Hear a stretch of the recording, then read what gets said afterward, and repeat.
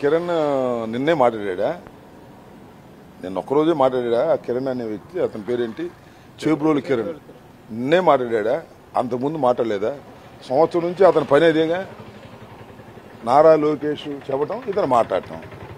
ITDP ఇవాళ కొత్తగా మాట్లాడి ఇవాళ అరెస్ట్ చేస్తే అనుకోవచ్చు. ఇవాళ ఏంటంటే సాక్షాత్తు మాజీ ముఖ్యమంత్రి జగన్మోహన్ రెడ్డి గారి సతీమణి భారతి మీద మాట్లాడేసరికి టోటల్గా మాకున్న సోషల్ మీడియా అంతా ఒకసారి విరుచుకుపడింది. అట్ ది సేమ్ టైం న్యూట్రల్గా ఉన్న సోషల్ మీడియా కూడా విరుచుకుపడింది.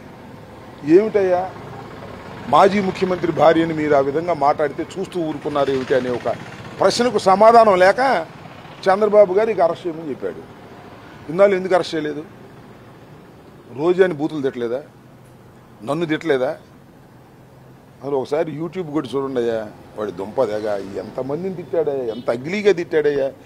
మనం బజార్లో కూడా మాట్లాడుకోవాలి, ఎంత దౌర్భాగ్యంగా తిట్టాడు కదా. వాడికి ఫీడింగ్ ఎవరు? అతనికి ఐటీడీపీనే కదా. ఐటీడీపీకి ఫీడింగ్ ఎవరు? నారా లోకేష్ గారే కదా.